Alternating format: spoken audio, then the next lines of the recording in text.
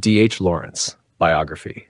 Full name, David Herbert Lawrence, born September 11th, 1885, birthplace, Eastwood, Nottinghamshire, England. Early life, Lawrence was the fourth child of a coal miner, Arthur John Lawrence, and Lydia Beardsall, a former schoolteacher. His father's occupation often clashed with his mother's middle-class aspirations, leading to a tumultuous household. A sickly child, Lawrence developed a close relationship with his mother, which significantly influenced his later life and writing. He excelled in school and earned a scholarship to Nottingham High School. Family. His father was uneducated and worked as a miner, while his mother valued education and culture. The tension between his parents' backgrounds deeply impacted Lawrence's perspective on class and relationships, themes prevalent in his works. Middle life. Lawrence initially trained as a teacher and taught at an elementary school in Croydon.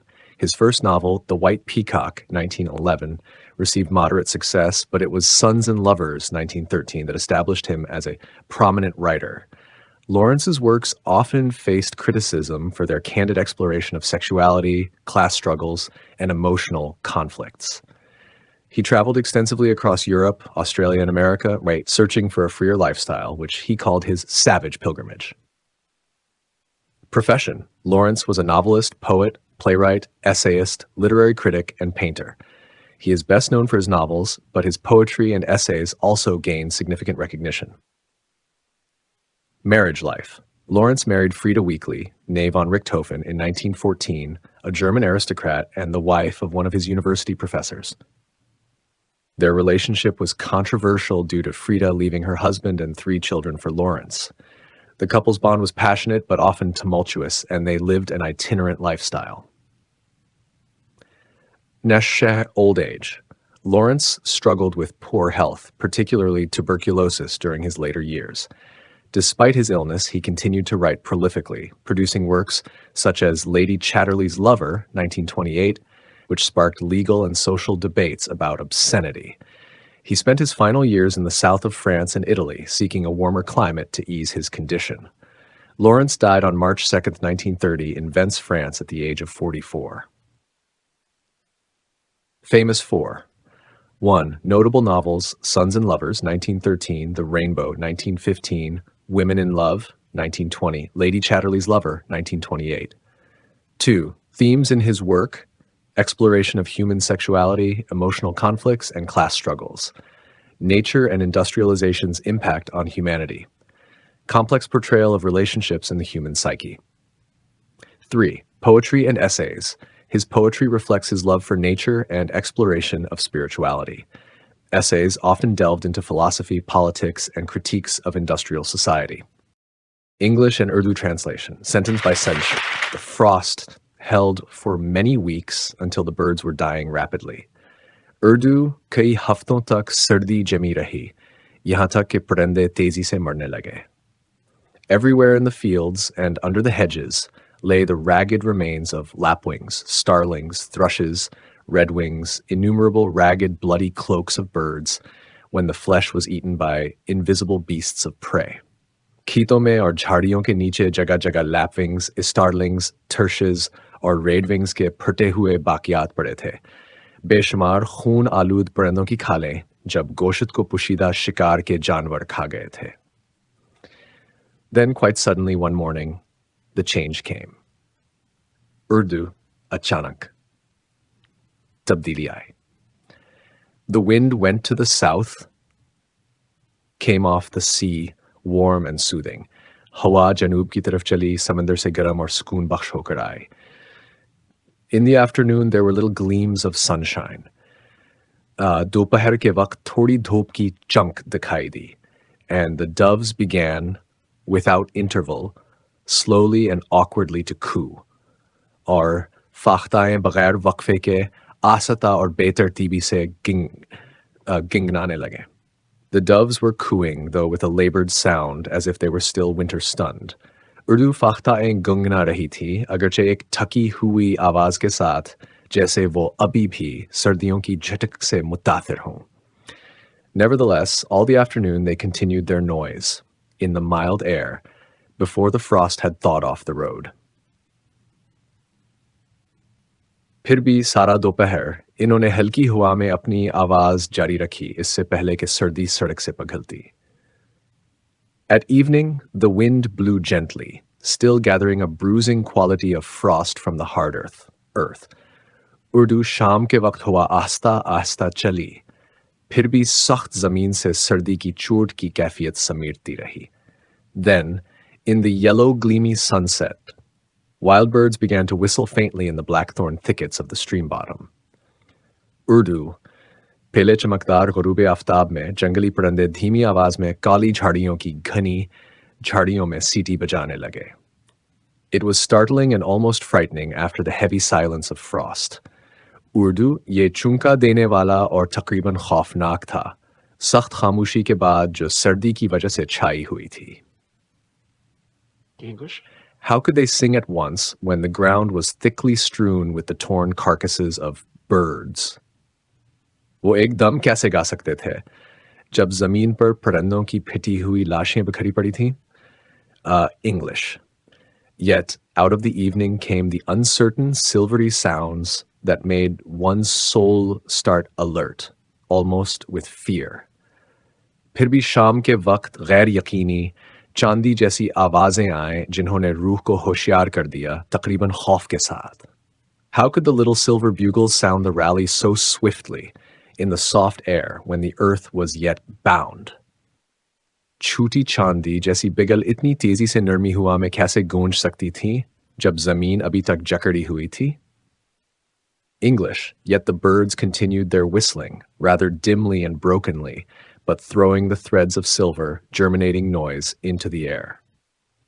फिर भी परिंदे अपनी सीटियां बजाते रहे, मुधम और टूटे फूटे अंदाज में चांदी के धागे हुआ में फेंकते हुए नई आवाज पैदा करते हुए. English, it was almost a pain to realize so swiftly the new world. ये समझना तकरीबन एक तकलीफदा बात थी कि नई दुनिया इतनी तेजी से आ गई. Le monde est mort. Vive le monde. Dunya zindabad. But the birds omitted even the first part of the announcement. Their cry was only a faint, blind, fecund paime. लेकिन परिंदों ने ऐलान का पहला हिस्सा भी छोड़ दिया. इनकी आवाज सिर्फ एक मुधम, बेसमत, ज़रख़ीज़ पुकार थी. English, there is another world. The winter is gone. There is a new world of spring. Urdu defes. एक और दुनिया है, सर्दी खत्म हो गई है, बाहर की एक नई दुनिया है. The voice of the turtle is heard in the land, but the flesh shrinks from so sudden a transition. जमीन में कुछ आवाज सुनी जा रही है, लेकिन जिस्म इतनी अचानक तब्दीली से पीछे हटता है. English, surely the call is premature while the clods are still frozen and the ground is littered with the remains of wings. यकीनन ये पकार वक्त से पहले है जब मिट्टी के ढेले अभी तक मंजमद हैं और जमीन पर परिंदों के परों के बाकियात बिखरे हुए हैं. Yet we have no choice. फिर भी हमारे पास कोई चारा नहीं है. In the bottoms of impenetrable blackthorn, each evening and morning now, out flickers a whistling of birds. नाकाबिले रसाई काली झाड़ियों की तहों में अब हर शाम और सुबह परिंदों की सीटी की आवाज सुनाई देती है. English, where does it come from, the song? ये गीत कहाँ से आता है? English, after so long a cruelty, how can they make it up so quickly? इतनी लंबी अज़ियत के बाद वो उसे इतनी कैसे बना सकते हैं? But it bubbles through them. They are like little wellheads, little fountainheads whence the spring trickles and bubbles forth. लेकिन ये इनके अंदर से फूटता है. वो छूटे चश्मों जैसे हैं, छूटे फवारे जैसे जहां से बाहर का पानी टपकता और बहता है. English, it is not of their own doing. ये उनका अपना क्या धरा नहीं है. In their throats, the new life distills itself into sound. उनके गले में नई जिंदगी खुद को आवाज में ढाल लेती है. It is the rising of silvery sap of a new summer gurgling itself forth. उर्दी एक नई गर्मी के चांदी जैसे रस का आभार है जो खुद बहता हुआ निकलता है. English, all the time whilst the earth lay choked and killed and winter mortified, the deep undersprings were quiet. सारा वक्त जब ज़मीन घुटन और मौत की हालत में थी और सर्दी ने इसे मार दिया था, गहरे ज़ीर ज़मीन चश्मे खामोश थे. They only wait for the ponderous encumbrance of the old order to give way, yield in the thaw, and there they are, a silver realm at once. वो सिर्फ पुराने निज़ाम के भारी बोझ के हटने और पिघलने का इंतज़ार करते हैं और फिर वो एकदम चांदी की दुनिया बन जाते हैं. Under the surge of ruin, unmitigated winter, lies the silver potentiality of all blossom. Urdu तबाही की लहरों के नीचे बगैर कमजोरी के सर्दी में तमाम खुलने का चांदी जैसा अमकान मौजूद है. One day the black tide must spend itself and fade back. Urdu, एक दिन सियाह लहरें खत्म हो जाएंगी और पीछे हट जाएंगी. English, then all suddenly appears the crocus, hovering triumphant in the rear, and we know the order has changed. There's a new regime, sound of a new mine. फिर अचानक ज़ाफ़रानी फूल नमोदार होता है, पीछे से फातहाना नमोदार होता है, और हमें पता चलता है कि निज़ाम बदल गया है, एक नई हुकूमत है, एक नई आवाज़. English, it is no use anymore to look at the torn remnants of birds that lie exposed. अब परिंदों की फिटी हुई बाकियात को देखना बेकार है जो सामने पड़ी हैं. It is no longer any use remembering the sullen thunder of frost and the intolerable pressure of cold upon us. अब अस सर्दी की अदासगर्ज और हम पर पड़ने वाले नाकाबिल बर्दाश्त सर्द दबाव को याद करना बेफायदा है. For whether we will or not, they are gone. क्योंकि चाहे हम चाहें या ना चाहें, वो ख़त्म हो चुकी हैं. The choice is not ours. इंतखाब हमारा नहीं है. English, we may remain wintry and destructive for a little longer if we wish it, but the winter is gone out of us, and willy-nilly our hearts sing a little at sunset. हम चाहें तो कुछ देर के लिए सर्द और तबाहकुन रह सकते हैं, लेकिन सर्दी हमसे निकल चुकी है और चाहे हम चाहें या ना चाहें, हमारे दिल ग़ुरूब आफ़ताब पर थोड़ा सा गाते हैं. Even whilst we stare at the ragged horror of the birds scattered broadcast, part eaten, the soft, uneven cooing of the pigeon ripples from the outhouses, and there is a faint silver whistling in the bushes come twilight. Urdu, यहाँ तक कि जब हम परिंदों की मुंतशिर बिखरी हुई और आधी खाई हुई खौफनाक बाकियात को देखते हैं, तो बाहर की झूंपड़ियों से कबूतरों की नरम बेतरतीब कोक सुनाई देती है और झाड़ियों से शाम के वक्त हल्की चांदी जैसी सीटी की आवाज आती है. English, no matter, we stand and stare at the torn and unsightly ruins of life. We watch the weary, mutilated columns of winter retreating under our eyes. Urdu, कोई बात नहीं, हम खड़े होकर जिंदगी के फटे और बदनुमा आसार को देखते हैं. हम अपनी आंखों के सामने सर्दियों की थकी हुई, मसखशदा सफ़ों को पीछे हटते हुए देखते हैं. English, yet in our ears are the silver bugles of a new creation, advancing on us from behind. We hear the rolling of the soft and happy drums of the doves. फिर भी हमारे कानों में एक नई तख्लीक की चांदी जैसी बिगल की आवाज़ है, जो पीछे से हमारी तरफ बढ़ रही है.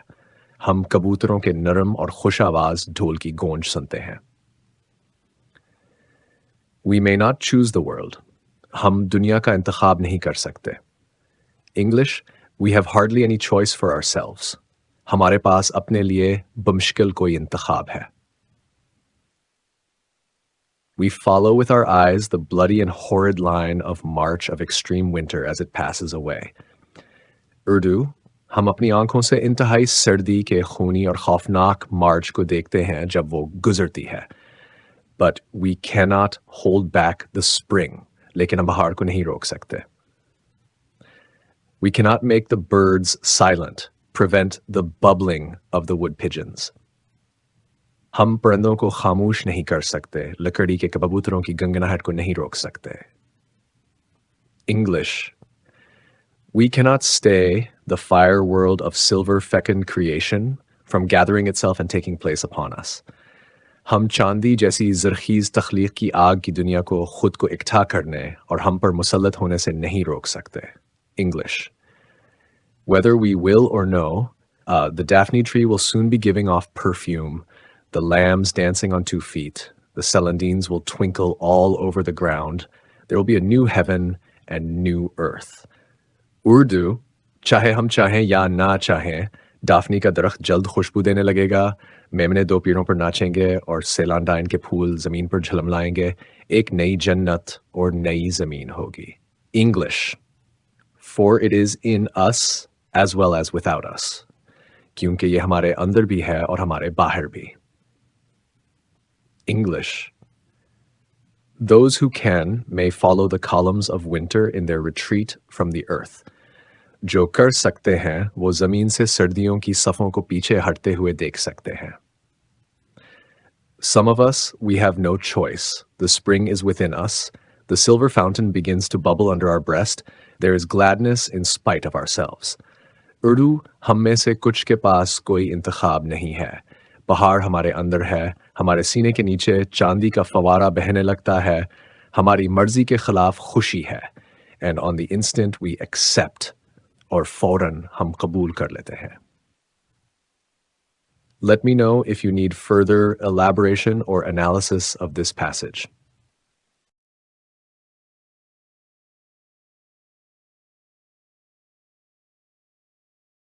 Sentence by sentence translation in English and Urdu. English, the gladness. The first day of change out whistles an unusual interrupted paean, a fragment that will augment itself imperceptibly. Khushi. Tabdili ke pehle din, ek ghair मामूली रुकने वाली हमद की आवाज गूंजती है. एक ऐसा टकरा जो खुद ब खुद बढ़ जाएगा. English, and this in spite of the extreme bitterness of the suffering, in spite of the myriads of torn dead. और ये सब शदीद तकालीफ के बावजूद, बेशुमार फटे हुए मर्दों के बावजूद. Such a long, long winter, and the frost only broke yesterday. एक बहुत लंबी, लंबी सर्दी और बर्फ सिर्फ कल ही टूटी. Yet it seems already we cannot remember it. फिर भी ऐसा लगता है कि हम इसे पहले ही भूल चुके हैं. It is strangely remote like a far-off darkness. यह अजीब तौर पर दूर की बात लगती है जैसे किसी दूर की तारीकी. It is as unreal as a dream in the night. ये रात के ख्वाब की तरह गैर हकीकी है. This is the morning of reality when we are morning of reality when we are ourselves. ये हकीकत की सुबह है जब हम खुद होते हैं. This is natural and real, the glimmering of a new creation that stirs in us and about us. Urdu ये फितरी और हकीकी है, एक नई तख्लीक की झलक जो हमारे अंदर और हमारे इर्द गिर्द हलचल मचा रही है. We know there was winter, long, fearful. हम जानते हैं कि एक सर्दी थी, लंबी और खौफनाक. We know the earth was strangled and mortified. We know the body of life was torn and scattered broadcast. हम जानते हैं कि ज़मीन का गला घूंटा गया था और उसे दबा दिया गया था. हम जानते हैं कि ज़िंदगी का जिस्म फट गया और बिखर गया था. But what is this retrospective knowledge? लेकिन ये पछला इल्म क्या है? It is something extraneous to us, extraneous to this that we are now. ये हमारे लिए कुछ बैरूनी है, इस चीज के लिए जो हम अब हैं. And what we are and what it seems we always have been is this quickening, lovely silver plasm of pure creativity. और जो हम हैं, और जो लगता है कि हम हमेशा से हैं, वो ये तेज रफ्तार खूबसूरत चांदी का प्लाज्म है जो खालिस तख्लीकियत का है. All the mortification and tearing, yes, it was upon us, encompassing us. तमाम दुआ और पढ़ना, हाँ, ये हम पर था, हमें घेरे हुए. It was like a storm or a mist or a falling from a height. ये तूफान या धुंध या बुलंदी से गिरने जैसा था. It was entangled with us, like bats in our hair driving us mad. ये हमारे साथ उलझ गया था जैसे चमगादड़ हमारे बालों में हमें पागल कर रही हो. But it was never really our innermost self. Urdu, लेकिन ये कभी भी हमारी अंदरूनी ज़ात नहीं थी. Within, we were always apart. We were this limpid fountain of silver. अंदर से हम हमेशा अलग थे. हम ये थे, ये साफ, शफाफ चांदी का फवारा. Then quiescent, rising and breaking now into the flowering. फिर खामोश, अब उठ रहा है और खिलने लगा है. It is strange, the utter incompatibility of death with life. ये अजीब है जिंदगी के साथ मौत की मुकम्मल अदम मुताबिकत. English, whilst there is death, life is not to be found. जहां मौत हो, जिंदगी को नहीं पाया जा सकता. It is all death, one overwhelming flood. ये सब मौत है एक जबरदस्त सीलाब. And then a new tide rises, and it is all life, a fountain of silvery blissfulness. और फिर एक नई लहर उठती है, और ये सब जिंदगी है, चांदी जैसी खुशियों का फवारा. It is one or the other. ये या तो एक है या दूसरा. We are for life or we are for death, one or the other, but never in our essence both at once. हम जिंदगी के लिए हैं या हम मौत के लिए हैं, एक या दूसरा, लेकिन कभी भी अपनी असल में दोनों एक साथ नहीं. Death takes us and all is torn redness, passing into darkness. मौत हमें ले जाती है और सब कुछ फटी हुई सुर्खी में तब्दील होकर अंधेरे में चला जाता है. Life rises and we are faint fine jets of silver running out to blossom. जिंदगी उठती है और हम धीमी और बारीक चांदी की धार बनकर खिलने लगते हैं. English, all is incompatible with all. Urdu, सब कुछ एक दूसरे से गैर मुताबिकत रखता है. There is the silver-speckled, incandescent, lovely thrush, whistling pipingly his first song in the blackthorn thicket. वहाँ चांदी की धबों से मजीन, रोशन और खूबसूरत थर्श है जो ब्लैक टैक थोरन की झाड़ियों में अपनी पहली सीटी नमा गीत गाता है. How is he to be connected with the bloody, feathered unsightliness of the thrush remnants just outside the bushes? वो झाड़ियों के बिल्कुल बाहर थर्श की खूनी और पर्दार बदनमाई से कैसे जुड़ा जा सकता है? कोई ताल्लुक नहीं है. Not to be referred the one to the other. इन्हीं एक दूसरे से जोड़ा नहीं जा सकता. Where one is, the other is not. जहां एक है, वहां दूसरा नहीं है. In the kingdom of death, the silvery song is not. मौत की सल्तनत में चांदी की गूंजती हुई गीत मौजूद नहीं है. But where there is life, there is no death. लेकिन जहां जिंदगी है, वहां मौत नहीं है. English, no death whatever, only silver gladness, perfect, the other world. किसी किस्म की मौत नहीं, सिर्फ चांदी जैसी खुशी, कामिल और दूसरी दुनिया. The blackbird cannot stop his song, neither can the pigeon. काला परिंदा अपना गीत रोक नहीं सकता, और ना ही कबूतर. It takes place in him, even though all his race was yesterday destroyed. Urdu, ये इसके अंदर होता है, चाहे इसकी पूरी नस्ल कल तबाह हो चुकी हो. English, he cannot mourn or be silent or adhere to the dead. वो सोग नहीं मना सकता, खामोश नहीं रह सकता, या मर्दों से वाबस्ता नहीं हो सकता. Of the dead, he is not, since life has kept him. वो मर्दों में से नहीं है क्योंकि जिंदगी ने इसे महफूज रखा है. English, the dead must bury their dead. मर्दों को अपने मर्दों को दफनाना चाहिए. Life has now taken hold on him and tossed him into the new ether of a new firmament, where he bursts into song as if he were combustible. जिंदगी ने अब इसे अपनी रफ्त में ले लिया है और इसे एक नए आसमान के नए माहौल में डाल दिया है, जहां वो गीत में फट पड़ता है जैसे वो जलने वाला हो. English is the past, those others. Now he is tossed clean into the new, across the untranslatable difference. माजी क्या है, वो दूसरे, अब वो साफ तौर पर नए में डाल दिया गया है, नाकाबिल बयान फर्क के साथ. In his song is heard the first brokenness and uncertainty of the transition. इसके गीत में मुंतकली की पहली शिकस्तगी और बेयकीनी सुनी जाती है. The transit from the grip of death into new being is a death from death. in its sheer metempsychosis, a dizzy agony. मौत की गिरफ्त से नई जिंदगी में मुंतकली मौत से मौत है अपनी मुकम्मल रूहानी तब्दीली में एक चकराने वाली अजियत. English. But only for a second, the moment of trajectory. लेकिन सिर्फ एक लम्हे के लिए, तब्दीली के लम्हे में. The passage from one state to the other, from the grip of death to the liberty of newness. एक हालत से दूसरी हालत में गुजरना, मौत की गिरफ्त से नई आज़ादी की तरफ.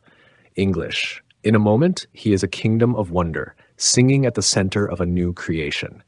एक लम्हे में वो हैरत की सल्तनत बन जाता है, नई तख्लीक के मरकज़ में गीत गाता हुआ. Let me know if you need further explanations or context. Sentence by sentence translation in English and Urdu. English, the bird did not hang back. Paranda piche nahi raha. He did not cling to his death and his dead. Urdu से उसने अपनी मौत और अपने मर्दों से चमटने की कोशिश नहीं की. There is no death and the dead have buried their dead. कोई मौत नहीं है और मर्दे अपने मर्दों को दफना चुके हैं.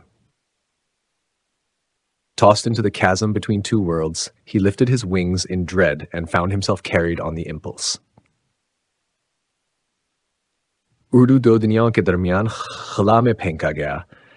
उसने खौफ के साथ अपने पर उठाए और अपने आप को जज्बे की लहर पर बहता हुआ पाया. We are lifted to be cast away into the new beginning. हमें उठाया जाता है ताकि नए आगाज की तरफ फेंक दिया जाए. Under our hearts, the fountain surges to toss us forth. हमारे दिलों के नीचे चश्मा जूश मार रहा है हमें आगे फेंकने के लिए. Who can thwart the impulse that comes upon us? Urdu कौन इस जज्बे को रोक सकता है जो हम पर आता है? It comes from the unknown upon us, and it behoves us to pass delicately and exquisitely upon the subtle new wind from heaven. ये अनजान से हम पर आता है और हमें चाहे कि आसमान की नरम और लतीफ़ नई हवा पर शाइस्तगी और नफासत के साथ गुजर जाएं. English conveyed like birds in unreasoning migrations from death to life. Urdu परिंदों की तरह जो बेवजह हिजरत में मौत से जिंदगी की तरफ मुंतकिल हो जाते हैं.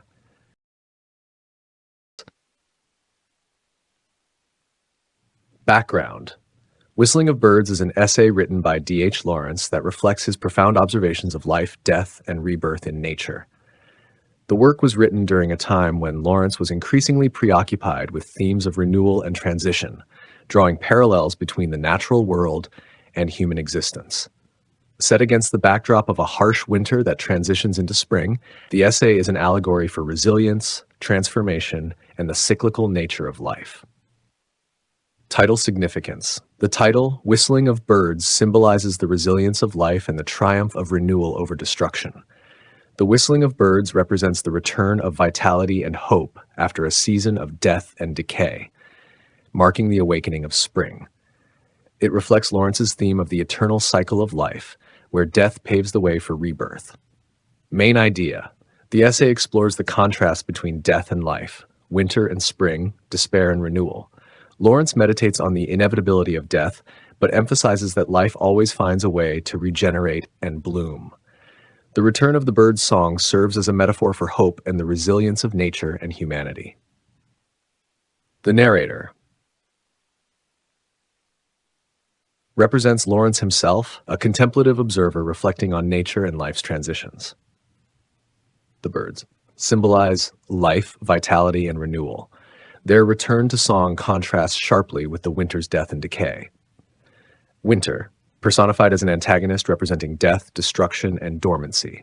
Spring, personified as a force of life, rebirth, and hope that overcomes the desolation of winter. Summary. The essay begins by describing the harshness of winter, where frost has killed countless birds, leaving their carcasses scattered across the land. Suddenly, the weather changes, and the warmth of spring begins to emerge. The narrator observes the gradual awakening of nature, marked by the cooing of pigeons and the faint whistling of birds. The contrast between the torn remains of dead birds and the vibrant songs of the living symbolizes the transition from death to life. Lawrence delves into philosophical reflections, emphasizing that life's essence is inherently creative and resilient, capable of overcoming destruction. The whistling of birds represents the silver fountains of life, bubbling forth after the oppression of winter. The essay concludes with an acknowledgement of life's indomitable spirit, as the cycle of seasons mirrors the eternal cycles of life, death, and rebirth. 1. Life and Death, the inevitability of death and the regenerative power of life. 2. Nature's resilience, the triumph of spring over winter symbolizes hope and renewal. 3. Cycles of life. The essay reflects on the cyclical nature of existence, where destruction paves the way for creation. 4. Hope and renewal. Even in the face of despair, life finds a way to persist and flourish. 10 themes in Whistling of Birds. 1. Life versus death. The essay highlights the stark contrast between the forces of life and death, showing their interplay in nature's cycle. 2. Resilience and renewal. Nature's ability to regenerate and continue despite destruction is a central theme. 3. Transformation and transition.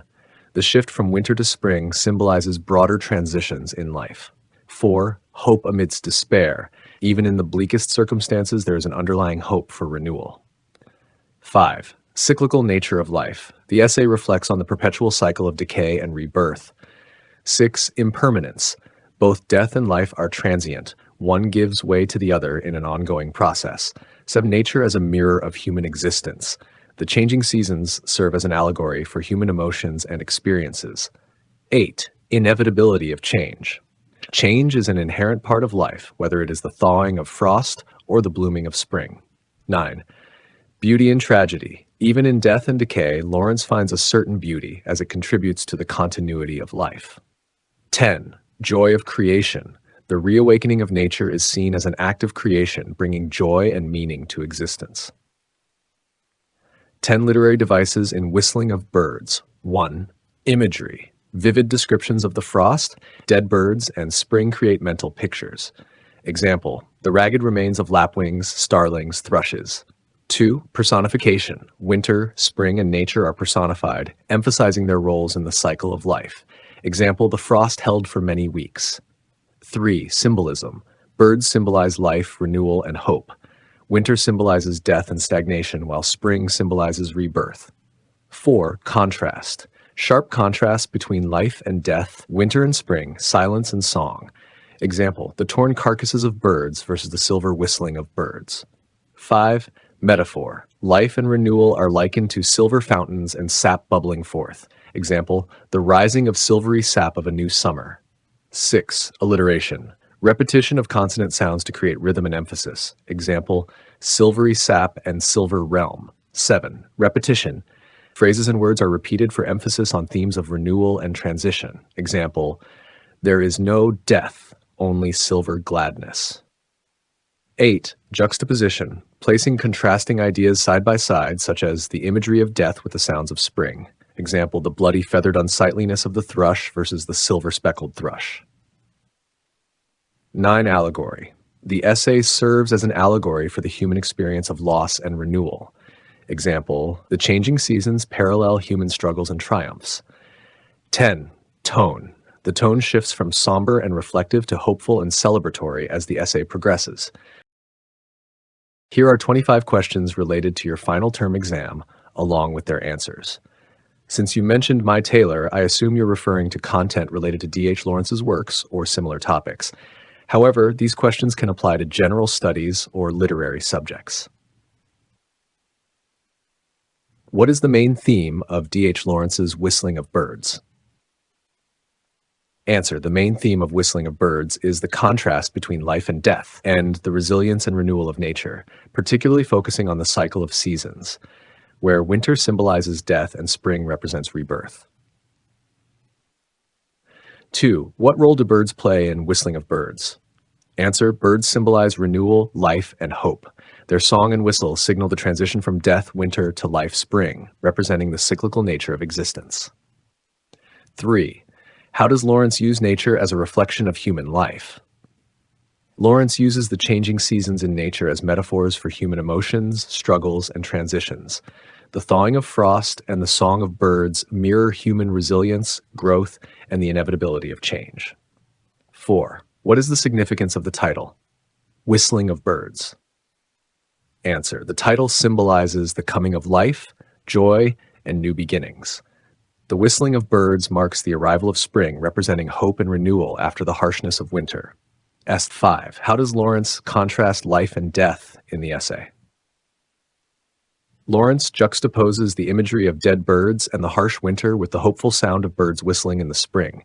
This contrast underscores the transition from death to life. 6. What literary device is used when Lawrence compares the birds' songs to silver bugles? The device used here is metaphor. Lawrence compares the birds' songs to silver bugles to emphasize the clarity, beauty, and significance of their sounds. 7. What does the phrase "Le monde est mort, vive le monde" mean in the context of the essay? Answer. The phrase translates to "The world is dead, long live the world." It signifies the transition from death, winter, to life, spring, celebrating the cyclical nature of existence. How does Lawrence describe the physical state of the birds at the beginning of the essay? Lawrence describes the birds as ragged and bloody, lying dead in the fields after the harsh winter, illustrating the destructive power of cold and frost. 9. What does the soft, uneven cooing of the doves represent in the essay? Answer. The doves' cooing symbolizes the beginning of spring and the gradual return of life. Despite the lingering chill, their sound marks the shift from death to life. 10. How does the imagery of frost contribute to the essay's theme? The frost symbolizes death, stagnation, and harshness. Its presence creates a bleak, frozen landscape which is contrasted with the eventual thawing and renewal of life in spring. What is the significance of the blackthorn thickets in the essay? The blackthorn thickets symbolize nature's resilience and the quiet, hidden places where life continues to persist, even during the harshest times. 12. How does Lawrence portray the concept of change in the essay? Answer. Lawrence portrays change as inevitable, focusing on the transition from winter, death, to spring, life. The suddenness of the change is emphasized by the bird's immediate response to the shift in weather. 13. What does the image of bloody and horrid remnants of birds symbolize? Answer.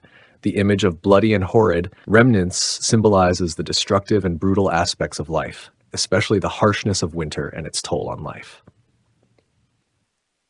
14. What does the phrase "the silver realm" refer to in the essay? Answer. The silver realm refers to the new life and vitality of spring, with its promise of renewal and beauty, symbolized by the silver sounds and energy of the birds. 15. How does the essay depict the relationship between death and life? The essay portrays death and life as intertwined, with death being a necessary precursor to the renewal of life. The death of the old, winter, makes way for the birth of the new, spring. What is the symbolic meaning of the doves in the essay? Answer. Doves symbolize peace, hope, and renewal. Their cooing marks the arrival of spring, representing the promise of new beginnings and a reprieve from the harshness of winter. DAL 17. How does Lawrence emphasize the inevitability of spring's arrival? Lawrence emphasizes that despite the remnants of winter, the arrival of spring is unavoidable. He suggests that life, like the song of birds, will emerge, whether we want it or not. 18. What is the significance of the birds whistling despite the remains of death? The birds whistling despite the death around them symbolizes resilience and the triumph of life over death. It suggests that life will continue no matter the past hardships. 19. How does the essay explore the concept of rebirth? Answer. The essay explores rebirth through the imagery of spring's arrival, with the thawing of frost and the return of birds. It suggests that just as nature renews itself, individuals too can experience moments of rebirth and transformation. 20. What does Lawrence mean by the silver fountain? Answer. The silver fountain symbolizes the flow of new life and creative energy. It represents the natural process of renewal and growth, like sap rising in trees or the blossoming of flowers. 21. How does the essay contrast the silence of winter with the sounds of spring? Answer. The essay contrasts the deep silence of winter, marked by the cold and stillness, with the sounds of spring, especially the whistling of birds, which signify the awakening of life. How to 22. How does Lawrence's writing reflect his view on the cyclical nature of life? Answer. Lawrence's writing reflects his belief in the cyclical nature of life by emphasizing the constant transition between seasons, death and rebirth, and destruction and creation. What is the significance of the phrase, "we have no choice," in the essay? This phrase signifies the inevitability of nature's processes, such as the arrival of spring. It emphasizes that we cannot control these natural changes, just as we cannot stop life from returning after death. 24. How does Lawrence describe the emotional impact of the transition from winter to spring? Answer. Lawrence describes the emotional impact as a mix of pain and joy. While there is mourning for the dead, there is also a sense of wonder and relief as the new season emerges. 25. What message does Lawrence convey about life in Whistling of Birds? Answer. Lawrence conveys that life is resilient and persistent, always finding a way to renew itself despite hardships and death. The essay is a celebration of life's ability to triumph over adversity and continue despite challenges. These questions cover major themes, characters, and literary devices from Whistling of Birds and will help you prepare for your exam. Let me know if you need more information on any topic.